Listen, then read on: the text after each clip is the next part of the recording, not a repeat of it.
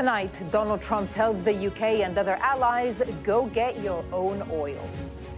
Feeling rising fuel prices at home, the US president expresses frustration over the Strait of Hormuz as the man he calls his Secretary of War snipes at the UK too.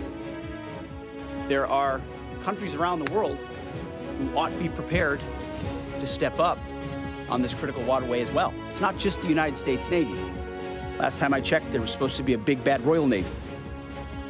While scolding His Majesty's government, President Trump is preparing to roll out the red carpet for the King and Queen next month.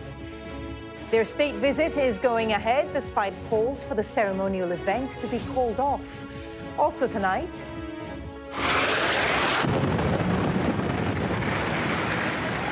more strikes in Beirut as Israel expands its invasion of southern Lebanon in an escalating campaign against Hezbollah. An Israeli far-right minister celebrates a new law which approves hanging Palestinians convicted of killing Israelis. France closes in on a social media ban for teenagers, but as elsewhere, there are questions over whether it can be enforced. And counting down to humanity's first moon launch in 53 years. NASA, in its final Artemis II update, says tomorrow is still the best day for liftoff. All that is ahead on The World with me, Barbara Serra.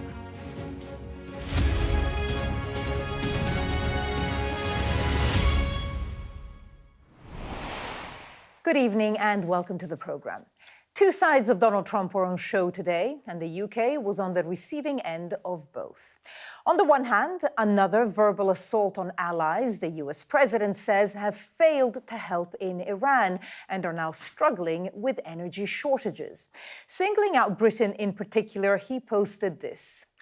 All of those countries that can't get jet fuel because of the Strait of Hormuz, like the United Kingdom, which refused to get involved in the decapitation of Iran, I have a suggestion for you. Number one, buy from the US. We have plenty. And number two, build up some delayed courage, go to the Strait, and just take it. You'll have to start learning how to fight for yourself. The USA won't be there to help you anymore, just like you weren't there for us. Iran has been essentially decimated. The hard part is done. Go get your own oil. Well, compare that with the president's friendly words for King Charles, whose US state visit has been confirmed at this most awkward of diplomatic moments. Here's some of that post. I look forward to spending time with the King, whom I greatly respect. It will be terrific. Opponents of April's royal visit are questioning if the King and Queen are being thrust into an embarrassing situation. Not so, according to the Defense Secretary. No, I'm not concerned about that. I'm glad that the King and the Queen are going ahead with their planned visit. It's an important marker down for a nation in the United States that is celebrating this year 250 years of independence, and a very fitting part of those celebrations that we in the UK look forward to sharing. Let's go live now to our US correspondent David Blevins in Washington. David, the UK is not the only country that hasn't given the US the assistance that it's asked for over the past month, but it does seem to be the one that Donald Trump keeps on singling out.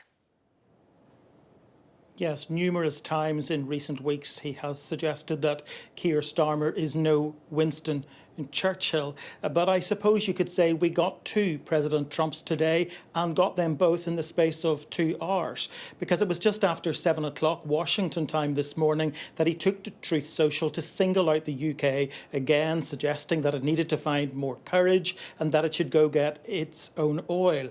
But less than an hour later, Buckingham Palace issued its statement confirming that the King and Queen's state visit to the United States would go ahead as planned. So taking a swipe at the UK just moments before that announcement from the palace, well, it was awkward, but there was even worse to come, because just moments later, there was a second swipe at the UK, this time from the President's Defence Secretary, or the man who describes himself as Secretary of War, Pete Hegseth, when he chose his war briefing at the Pentagon to have a go at the Royal Navy. Let's listen to what he had to say.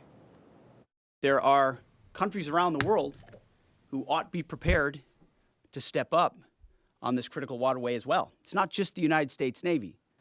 Last time I checked, there was supposed to be a big bad Royal Navy that could be prepared to do things like that as well. So he's pointing out this is an international waterway that we use less than most, in fact, dramatically less than most.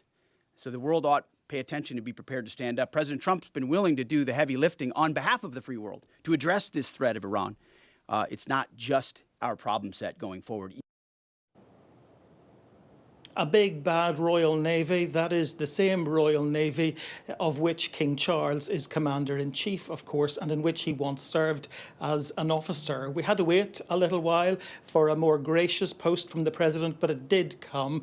He suggested that the state visit would be a momentous occasion and that he was looking forward to spending time with the King, whom he greatly respects, he said. It was always going to be a very symbolic visit, marking the 250th anniversary of the Declaration of Independence. But I suppose the war and the friction with the UK and with Keir Starmer in particular has added a whole new dimension, a diplomatic challenge to this state visit. And on the war, I should also add that the President has been speaking on the phone to our colleagues at NBC. He says it's going great and is coming to an end soon. He described the people he was dealing with as more reasonable and less radicalised in Iran and called himself a truly great Commander-in-Chief. David Blevins with the latest there from Washington, D.C. David, thank you. Well, our political correspondent Alexandra Rogers is here. I mean, it's going to be awkward because you have Pete Hegseth there effectively sort of making fun of the Royal Navy on the same day that it's announced and finally confirmed that this visit is going to go ahead. I think the government's got really used to, accustomed to hearing these insults from the White House. So I think they may actually be relieved that this state visit is going ahead. Obviously, the monarchy and politics is separate, and they'll say that this is to do with the king. But we know how much Donald Trump really appreciates the monarchy and the royal family, and how much he enjoyed his state visit over here. So it was really a soft power in action, I think, and I think the government will appreciate that this is going ahead. Okay, and what have we heard? Have we had any statement officially about this visit? Yes, we have. It's just confirmation that it's going ahead towards the end of April. We've also been hearing from other parties who are less happy about this, the Lib Dems calling it a humiliation and saying it would be an insult for King Charles to go over there. But it is happening, yeah. Yeah, it will be interesting to follow it at any rate. Alexandra Rogers, thank you. So, is the U.S. preparing to declare a form of victory in its war with Iran, even if the Strait of Hormuz is still effectively blocked and under fire? Our military analyst, Sean Bell, has been looking into that. So it's day 32 of the Iran war. The Wall Street Journal has been running a story that President Trump is apparently looking at a way of ending hostilities, but potentially leaving the Straits of Hormuz unresolved. Is that a tenable plan? What is interesting is the Iran war was originally only focused on Iran, but Iran has been fighting back, launching missiles and strikes across the region, Kuwait, Qatar, UAE, but also it's ended up with the Straits of Hormuz and the Bab al-Mandab Straits, and of course across in Israel. The whole conflict seems to have expanded and potentially looks like it's getting out of control. But as a military planner, you're ruthlessly focused on, is the military plan delivering the strategic objectives? So let's look at what the US military objectives were for this campaign. Trump's been pretty clear. They fall into two main categories. The first two are around the nuclear capability, to stop Iran delivering nuclear weapons, but also developing their own nuclear program, and also stop them threatening their neighbours, not just with conventional military capability, but also the defence industrial base that delivers that as well. The challenge, of course, is has that been achieved? Well, charitably, we know that Iran's military has been severely degraded by the military operation. We don't know about the nuclear capability, but you can pretty much guarantee that that has been a key focus. It's pretty clear that Iran is not prepared to surrender or capitulate, and therefore negotiation is the only way that this is going to end. The challenge, of course, is that President Trump is a seasoned negotiator. He'll want some leverage.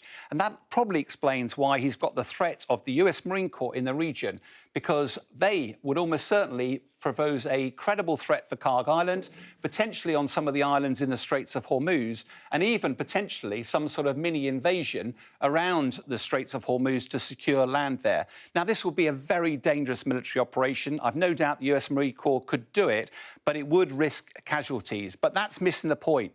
The point actually is making sure the Iranian leadership believe there's a credible plan there, and just a seed of doubt that President Trump might see it through, and that provides President Trump some leverage. The challenge, though, of course, is the Straits of Hormuz remains contested, it remains closed, and that's a big problem for the international community. But quite frankly, President Trump doesn't really see that as an American problem at all. He says quite clearly the US doesn't use the Straits of Hormuz, whereas the international community, European allies do. And of course, the European allies haven't actually been supporting America in this campaign. So what looks very likely to be happening at the moment is President Trump's going to position himself as being the one who solved the Iran problem, and it's now going to be for the European partners to mop up the bits and solve the Straits of Hormuz. The challenge, of course, here is that military action will never change the intent of the Iranian leadership. The only way to do that is through political dialogue. The military action has undoubtedly written down Iran's ability to not only develop nuclear weapons, but also pose a credible threat to its partners. But over time, probably after President Trump has left office, Iran will rebuild. They will get stronger and they will be better prepared. Sean Bell reporting there, where Elliot Abrams was a special envoy of President Trump to Iran during his first White House term. I spoke to him a little earlier and began by asking about Trump's thinking in criticizing allies over Hormuz. It's very difficult to assess it because the message changes from day to day.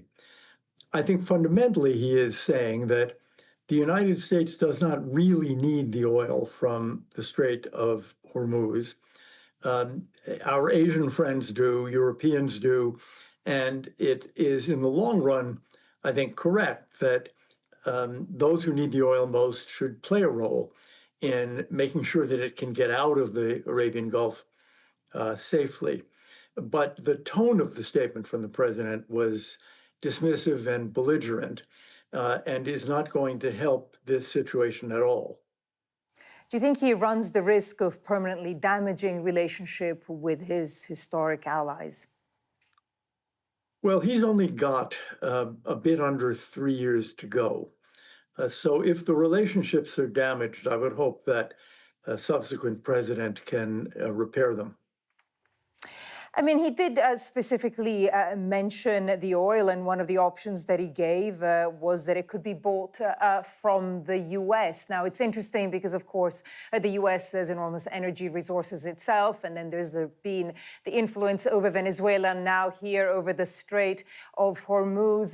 Do you think that the U.S. may be playing the game where, I guess it's trying to weaponize, perhaps, oil access the way that you could argue China perhaps uses its access to rare earth materials? Do you think that this might be part of the strategy? I don't think so. I think he is, in those phrases, acting as something of a salesman. That is, there are a lot of insecure sources of oil in the world, and it turns out that the Middle East is one of them.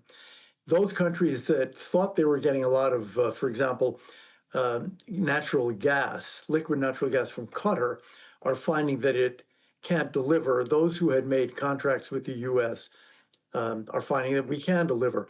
So he's, in a sense, urging people to do those contracts with the U.S., and that's fine in the long run. But it doesn't solve the short run problem at all. It doesn't even address it.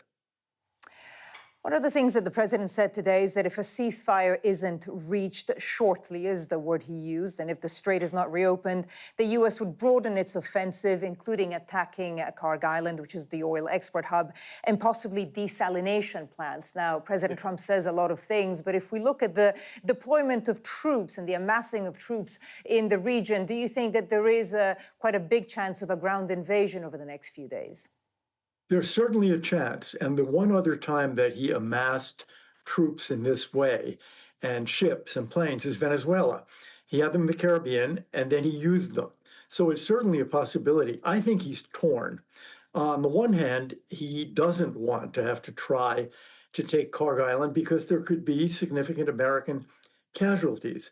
On the other hand, I think he knows that if he ends the war with a kind of agreed ceasefire, and Iran is in complete control of the Strait of Hormuz, then most Americans will believe that either we've lost or we certainly at least have not won. And I actually think he's torn. I wonder if he's even made a final decision yet. I mean, of course, you used to work with him, so you know him. Do you think he's been surprised by how things have developed a month now into the war? It's possible. I think our military hasn't. I mean, they've been looking at this for months, for years and years, probably decades, looking at the Strait of Hormuz, at what it would take to conquer Karg Island, at convoying to keep the straits open. So they're not surprised. Whether he paid sufficient attention to the warnings, we'll find out in people's memoirs years from now.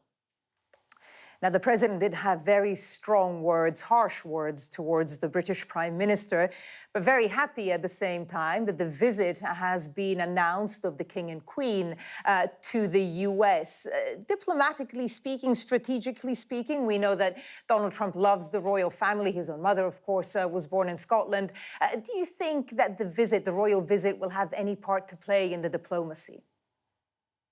Not in the diplomacy over the war, I think. My hope would be that when people in the UK look at the United States, they don't just see President Trump and they recognize he will someday not be president. And similarly, Prime Minister Starmer has a longer but limited time.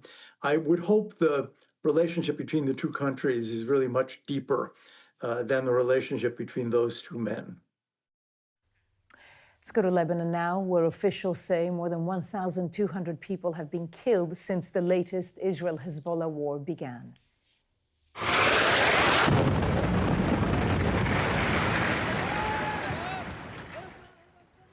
A missile struck this building in Beirut not long after Israeli forces issued evacuation orders. Our special correspondent Alex Crawford is there and tells us about the widening invasion of southern Lebanon. There's been absolute denunciation from the Lebanese government about the Israeli invasion and what they're now calling the Israeli occupation of the south of Lebanon. The Israeli defense minister who announced that Israeli troops were going to be moving into and staying inside a huge swathe of Lebanese territory for the foreseeable future has caused absolute dismay and anger amongst the Lebanese authorities. We've also seen Lebanese army troops pulling out of key positions along the southern border. They're not involved in this conflict, but they have suffered some deaths and injuries as a result of the first direct targeting by Israeli troops. And we've seen the Israeli military continuing to attack targets in southern Lebanese communities. The Israeli defense minister saying that the people south of the Litani River, a huge 30-kilometer area inside Lebanese territory, would not be allowed back to their homes and communities along Israel's northern border until Israel believes that the Hezbollah threat has been nulled. And that bodes very badly for the tens and thousands of people who've been put out of and fled their homes and communities, more than 1 million now in Lebanon in total. An American journalist has been kidnapped in Baghdad. Iraqi security forces say they're pursuing her captors. 2 cars were reportedly involved in the kidnapping. One crashed while the other fled. The journalist has been identified as Shelley Kittleson by one of the outlets that she worked for. Syria's president has said tonight that his country will not get involved in the war in Iran unless his country is targeted. Ahmed al-Shara is on his first official trip to the UK as diplomatic relations thaw, more than 18 months after his forces ousted longtime Syrian dictator Bashar al-Assad. Mr. al-Shara was asked about Iran during a Q&A session at Chatham House in London. Unless Syria is targeted by any party, Syria will remain outside any conflict. We had enough war. We paid a large bill. We are not ready for another war experience. Those who have been in war know the value of peace. No one is ready to be involved in war, and we will not be in it unless we are subject to aggression and we have no diplomatic solution. This is The World with me, Barbara Serra. Still to come, protests against Israel's decision to introduce the death penalty for Palestinians convicted of murdering Israelis.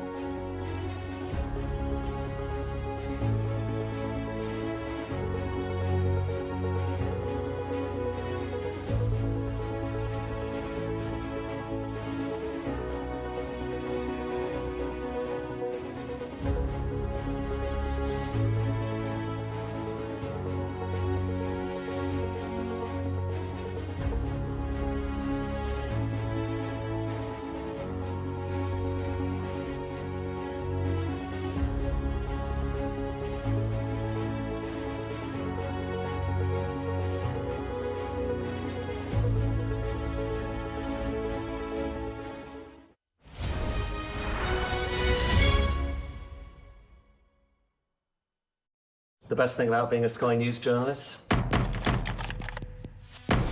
going to take you behind the scenes here for Election Night Live. They have gone up and up. Being a Sky News journalist. Ed Conway, Sky News, is anyone going to talk to us? Mortgage rates did go up very sharply during your time in office. Here it is. First off, just the scale of what we're looking at. Our data shows it's been happening. Question is, why it hasn't been stopped. What's the best thing about being a Sky News presenter?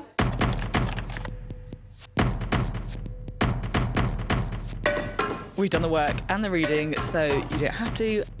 Being a Sky News presenter.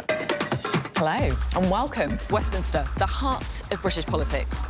I'm so sorry about what happened to you. So what on earth is going on? It's not true. Can I tell you what I think? It's really unusual. Mornings with Rich and Frost. Let's crack on. Let's get started. What's the best thing about being a Sky News journalist? Who's funnier? Being a Sky News journalist. A special edition of The World with me, Yalda Hakim. Pakistan had the right to respond. You're like, what? A historic day here today. Congratulations, this is a huge moment. But what happens now? There's been condemnation within and outside of Israel after its parliament, the Knesset, approved the death penalty by hanging for Palestinians convicted of murdering Israelis. Israel's hardline National Security Minister, Itamar Ben-Gvir, was seen cheering and sipping champagne in celebration after the bill passed last night. I say to the people of the European Union who applied pressure and threatened the state of Israel, we are not afraid. We don't surrender. We in our country with our sovereignty will protect our citizens. And a terrorist who goes out to kill should know he will end up in the gallows. Well, it's set to take effect in 30 days, but this could be delayed by legal challenges. Once implemented, the law would order military courts in the occupied West Bank, which only try Palestinians, to make the death penalty the default sentence for those convicted. Our international correspondent John Sparks has been speaking to Palestinians who have been protesting against the new law. We're in the city of Nablus in the West Bank. We're in the very heart of the city, where people are holding a demonstration, a protest, as this new legislation has been passed by the Israeli parliament. And you can see that they are holding up pictures of loved ones, of family members who have been detained within the Israeli prison system, people who have been convicted. They believe this system is unjust, it is unfair, and they worry about the consequences, the very harsh consequences, in their words, of this new legislation. This law, I think, showing that Israel is an apartheid state, because this law only on Palestinians. It's not on Israelis. It's not on Palestinians who are inside Israel. It's only in Palestinians who are living in the West Bank and Gaza Strip. It is controversial, and not just here in Nablus on the West Bank. Human rights groups in the region have condemned it. Justice officials in Israel, they've condemned it, as have several large countries in Europe, including the UK. They've condemned the legislation, and they say it calls into question Israel's commitment to basic democratic principles. And I think, interestingly, the National Doctors Union in Israel, they've refused to participate. They say they will not carry out lethal injections on those people who are convicted under the legislation. That means that those people who are convicted, they'll be hanged instead. This is not the first time Israel is assassinating the people and the struggling people. We are not going to stand while we are seeing the Israelis confiscating our lands, killing our people, destroying our cities. It's not murdering. We are not saying that murdering. This is our struggle against occupation, and we have the right to continue our struggle against occupation. And this right given us by international law. It will be challenged in Israel's Supreme Court, but by its very nature, it is discriminatory, say critics. For example, Jewish Israelis are highly unlikely to be convicted of murdering Palestinians under this legislation. But I do think it says something about where Israel is right now at this particular moment of time. Well, we're joined now by Mustafa Barghouti, leader of the Palestinian National Initiative, who joins us from Ramallah. Sir, thank you so much for joining us on the program. Just to start with your reaction to this law. Well, Palestinians perceive this law as an act of legitimizing and legalizing the acts of killing against Palestinians, including the assassinations that are taking place, including the field executions that happened in Gaza and are happening in the West Bank. And also, it is perceived as an illegal act because it violates international law, including Geneva Convention, which does not give Israel the right to impose a law on people who are under its occupation. But more than that, this law consolidates the system of apartheid, a much worse apartheid than what prevailed in South Africa at one point of time. Even in the worst times of apartheid in South Africa, no government dared to say that if a black person kills a white person, he will be executed, but if a white person kills a black one, he will not be executed. This is exactly what this Israeli law says. Palestinians will be hanged if they are accused of struggle against occupation and for their freedom, and Israelis will not be killed or will not be subjected to law if they kill or assassinate Palestinians. During the last month, the Israeli terrorist settlers have killed already 10 Palestinians. None of them was taken to court. Nobody was held accountable for what's happening. But more than that, I think what we've seen in the Knesset, including the celebrations, the drinking of champagne, celebrating death penalty, and the fact that most of these members of Knesset were putting on their chests pens of the ropes they will use to hang Palestinians with. is only a sign of how serious this shift to fascism is happening in Israel, led by fascists like Ben-Gvir and Smotrich. Mr. Barghouti, the proponents of this law, one of the reasons they give is that they think it would act as a deterrent. Can I have your opinion on that? Absolutely the opposite. It puts Palestinians in a situation where if they try to struggle for their freedom, they will be threatened with death sentence. And this never broke the will of the people to get freedom. On the contrary, this sends a message to Palestinians that in Israel, there is this Israeli system, this Israeli government, this Israeli establishment have no place for a compromise or for peace or for accepting Palestinians as equal human beings. It gives Palestinians one message, that Israel only understands the language of force and that Palestinians have to struggle for their freedom if they want it. This is a very counterproductive, and that's why many security structures in Israel were against passing this law. I was just going to talk about that because there has been enormous resistance to this. We have indeed seen pictures of Ben-Gvir and other members of the Knesset celebrating, popping the champagne over it. And even though the law did pass comfortably, there's been a lot of opposition, political opposition. I've read a lot of headlines in the Israeli press today that are very vociferous and very strongly oppose this law. I mean, do you think that this reflects Israeli society right now, or do you think that actually this is an extreme version of some of the factions we're seeing emerge within Israeli society? No, unfortunately, what we see in Israel is not only a government drowning in fascism, but actually an Israeli public that is moving in that direction. And that's why you see 90% of the Israeli public supporting the war on Iran. That's why you see that 2/3 of the Jewish Israeli Knesset members voted for this law, including some leaders of the Israeli opposition. If I was an Israeli, I would worry very much about where these things are going, because fascism, when it grows, it will eat up not only the Palestinian rights, but it will also eat up the Israeli rights themselves. This is a very dangerous path that they are taking. Well, it's one that hasn't gone unnoticed by many European countries. Certainly, we had a joint statement by the UK, Germany, Italy, and France.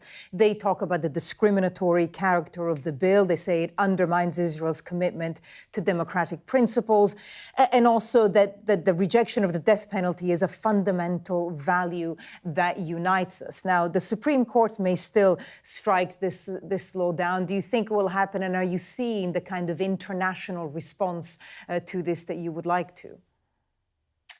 Well, first of all, I don't know what the Supreme Court will decide. There is a chance that it can stop this law, which will be better for everybody. But we have to worry because many of the judges in that court has been appointed by this Israeli extreme government. On the other hand, the European position is not sufficient. Statements, concerns, condemnations mean nothing to Israel. Unless we see punitive acts, sanctions imposed, Israel will not change. And unfortunately, the European countries have been using double standard. 11,000 sanctions on Russia in less than 2 months, not a single sanction on Israel, even when it committed genocide in Gaza. Mustafa Barghouti from the Palestinian National Initiative. Sir, we're going to have to leave it there. Thank you for sharing your views with us. Thank you. You're watching The World. Coming up next, France moves towards becoming the first European country to ban teenagers from social media.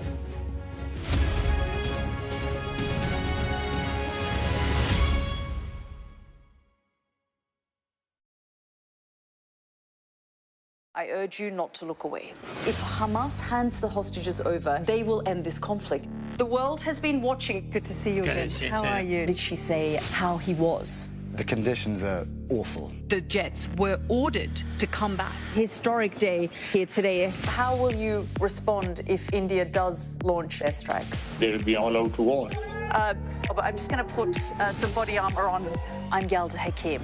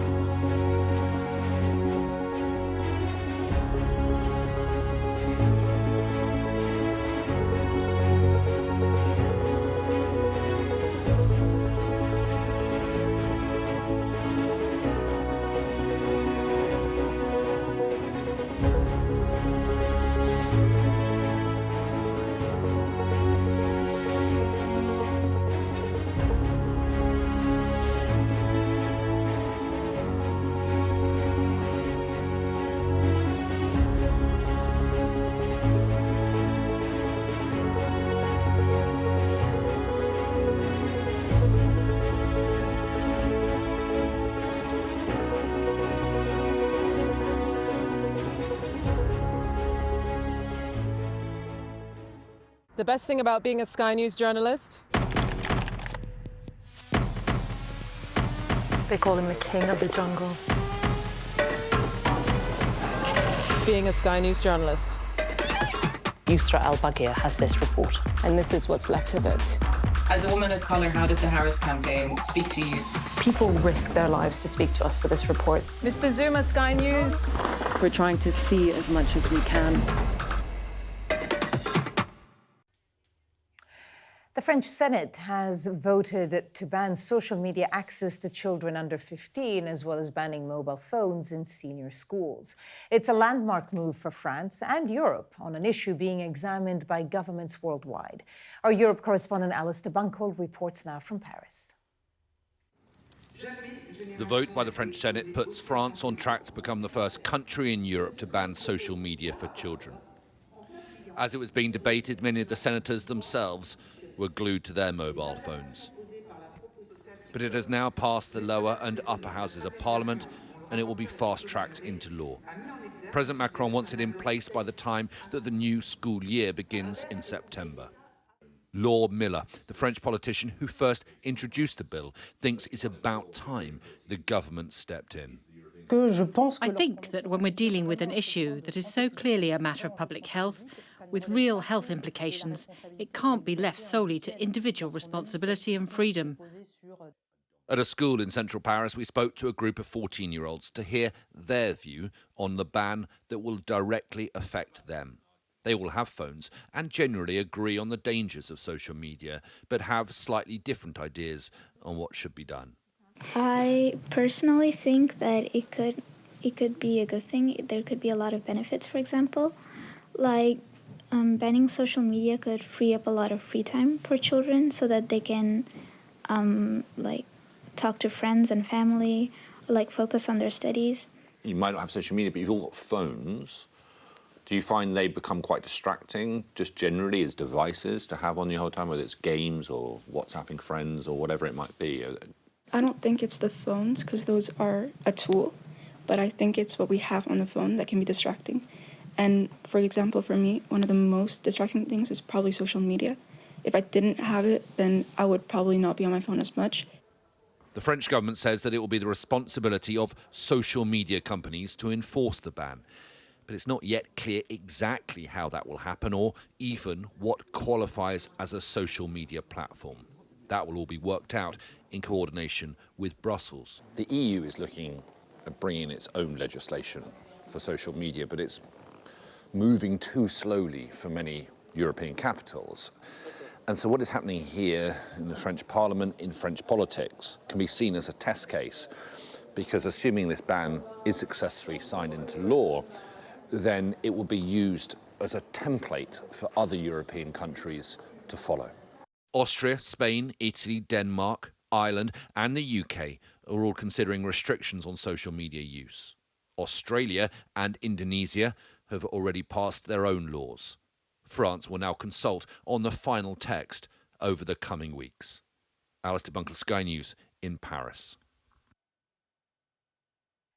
Well, as Alistair has been explaining to us, the French legislation has been approved by the Senate tonight. Looking more closely at what's happening elsewhere in Europe, Spain's Prime Minister Pedro Sánchez has promised to bring in a ban for under-16s, describing social media as the digital Wild West. While here in the UK, the government is consulting on changes, and the Prime Minister, Sir Keir Starmer, says he is open-minded about an under-16s ban. Australia became the first country to go ahead with it in December. We spoke to teenagers as the ban took effect, and then again a month later. I feel like for some people they can get addicted, but I think it should be up to the parents' discretion, not the government saying if you can or can't be on social media. Not removed from anything. The ban hasn't worked. It hasn't worked? Why is that? Because my camera's terrible, so they think I'm 16. I'm also not banned off social media, but if I do get banned, it's not going to be very good, because I've had social media most of my life and can't really go without it. My life hasn't really changed 1 month on from the ban. A lot of my friends and I have been able to regain our accounts due to facial recognition not being fully accurate. The social media ban definitely affected, well, me and my friendships a little bit, because especially on Snapchat you go from talking every day and having a reason to talk to keep up streaks and all of that. And then it gets banned and you move to messages and you don't really have a reason to chat anymore. Well, this is The World with me, Barbara Serra. Coming up, NASA starts final preparations for the Artemis II launch as her crew look forward to their mission to the moon.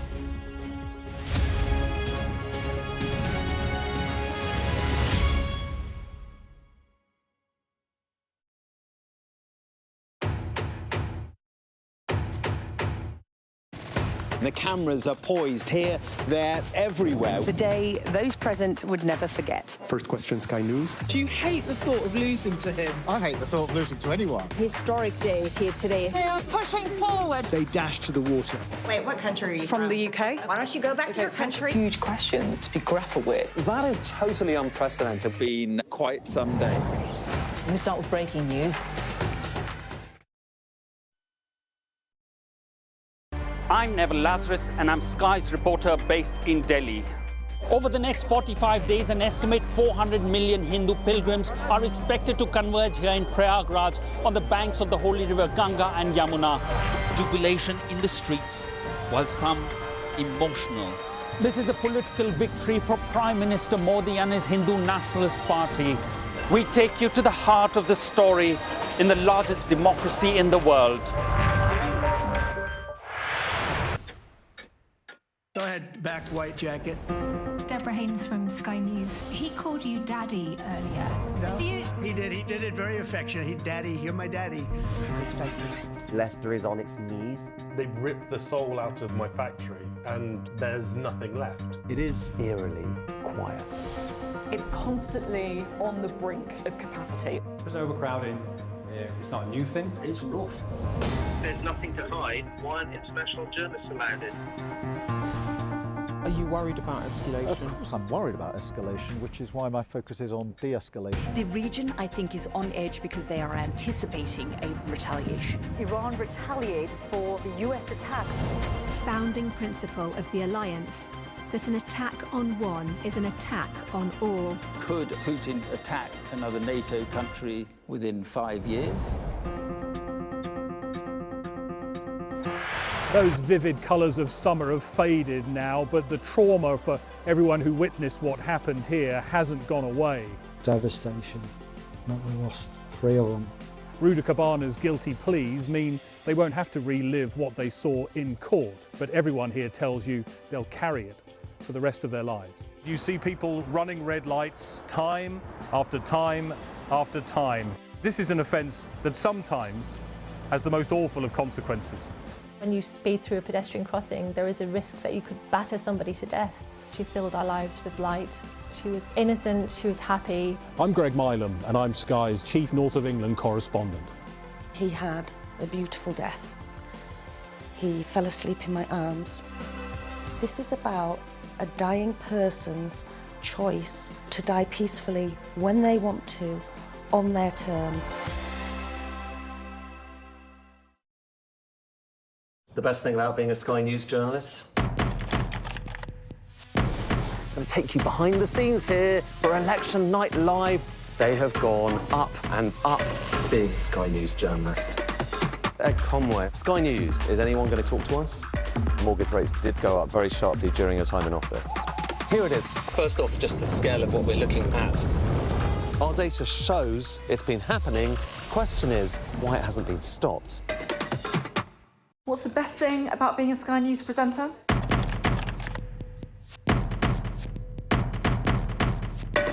We've done the work and the reading, so you don't have to. Being a Sky News presenter. Hello and welcome. Westminster, the heart of British politics.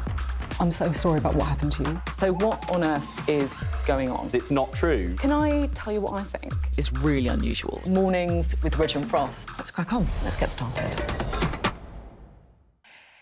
You're watching The World, where for now we're going to focus on the moon. The countdown is on for Artemis II to blast off tomorrow night on humanity's first lunar mission in more than half a century. Now, NASA gave its final weather update tonight, saying there's an 80% chance of liftoff. Our science correspondent reports now from Cape Canaveral in Florida. NASA's going back to the moon, and the journey starts at Florida's Kennedy Space Center. Well, we're now at the main NASA complex and it's beginning to feel really real. There is the hangar where the rocket was assembled. And then over there, 3 miles away, is the rocket itself, the rocket that is going to the moon. The clock is counting down to launch, with engineers working through the 800 steps needed to bring the Artemis rocket to life. Twice launch plans have been cancelled because of technical problems, including fuel leaks.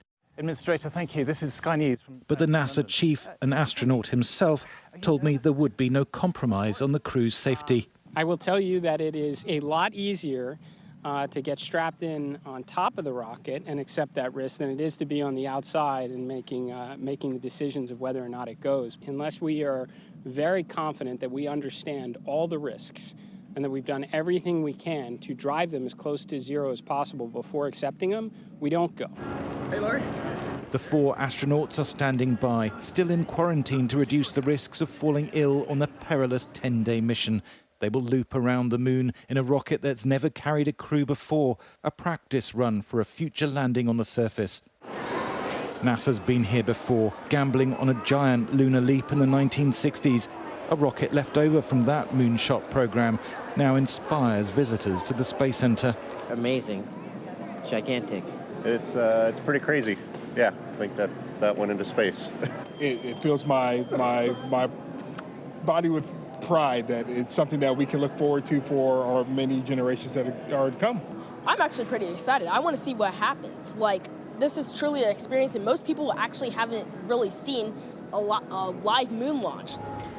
It's only when you stand underneath a moon rocket that you appreciate just how big it is. This is the Saturn V, which took the Apollo astronauts to the moon. Imagine the energy pouring out of those engines, and the Artemis rocket is even more powerful. This time, America isn't going alone. There's a Canadian astronaut on board, and this British engineer helped build the European life support module that will supply power, air and water to the capsule. It's really special, and I do remember once being in the clean room and sort of touching it and thinking to myself, okay, one day this is going to be sat on top of that rocket with a load of astronauts on board ready to go to the moon, and now we're there at that moment. And for me, I'm incredibly proud that I was part of the project here that's now come to life. NASA is under pressure to get the rocket off the ground. Its Artemis program has already slipped by several years. President Trump wants Americans on the surface before he leaves office and before China gets there. Well, let's go live now to Thomas Moore, who is, of course, at Cape Canaveral in Florida for us. Thomas, it must be an amazing atmosphere there now.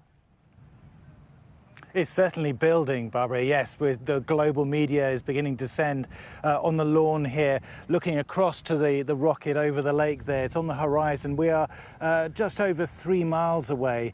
I am promised the most amazing sensory experience. We will feel it in our chest. The sound will be that loud. The fire trailing behind will be as bright as the sun. It is going to be quite an extraordinary sight that we'll be bringing you in the build-up to the launch at 11:24 p.m. tomorrow. That's the start of the 2-hour launch window.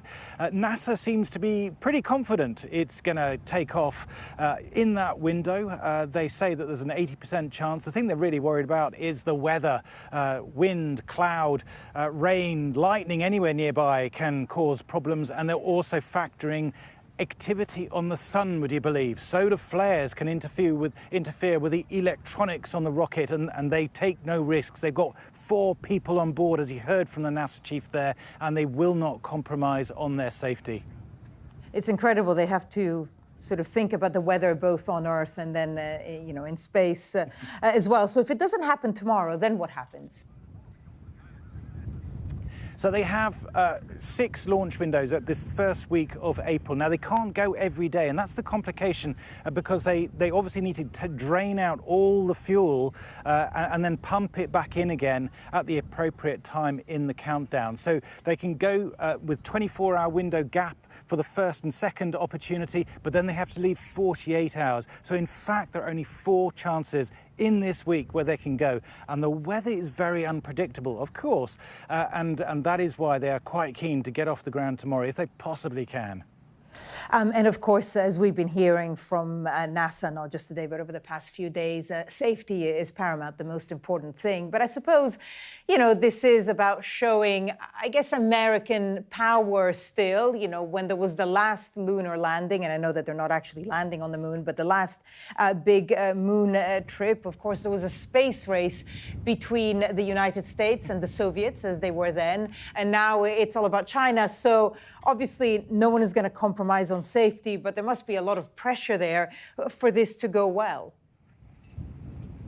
Yes, absolutely. And they are confident, but they will be very aware of the pressure, particularly coming from the White House, that they must get this rocket on the moon, get astronauts on the moon by the end of President Trump's term and before the Chinese. Now, the Chinese really are coming up on the outside. We don't really know how far they've progressed. They've got a rocket called the Long March, and they will be launching a new version, which is destined for the moon, and they will begin that testing this year with the hope that they will get onto the surface by 2030. It is a really close race between the 2 big superpowers in space. And I guess that puts even more pressure on the 4 astronauts that are going to be making it to the moon, or, you know, in that direction. Anyway, we know that they're in quarantine. Tell us a little bit more about how they've been preparing for this. Well, they've been preparing for many years, of course, going through the basic training at the Johnson Space Center in Houston, which is the home of NASA's astronaut program.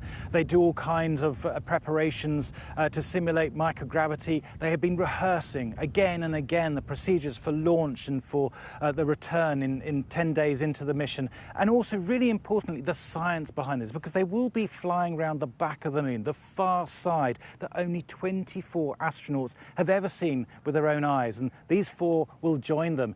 But of course, it's an opportunity NASA doesn't want to miss. So they've been training them on what to look out for, on the topography of the moon, the huge array of colours. We think of the moon as grey. It's a lot more subtle than that. And they say that the best science instruments they have are the eyes of those astronauts. And so a lot of hope is banking on those astronauts and on finding something new, increasing our understanding of what's happening on the side of the moon that we never see from Earth. And Thomas, just very final point, briefly, if you can, how excited are you at what you might end up seeing tomorrow or a couple of days afterwards? I can barely contain it, to be honest, Barbara. I mean, I have seen a rocket launch before when Tim Peake went up from Kazakhstan on the Soyuz. This rocket is much, much bigger, double the strength, and I think this is just incredibly exciting. Yeah, well, it will be. Thomas Moore with the latest there from Cape Canaveral in Florida. Thomas, thank you. And we will, of course, have full live coverage of NASA's Artemis II launch to the moon from Cape Canaveral. Sky's Sarah Jane Mee and later Gillian Joseph will have a special program from 7 o'clock tomorrow evening, following the countdown to liftoff, which is currently scheduled, as we were hearing, for just after 11 tomorrow night. Now, that is assuming that that happens tomorrow night, but if it doesn't, it'll be Thursday or Friday, but certainly NASA will find the right time to launch Artemis II. That's it from me and the World team tonight, and Gillian Joseph is coming up next with The Wrap. Thanks for watching. Bye-bye.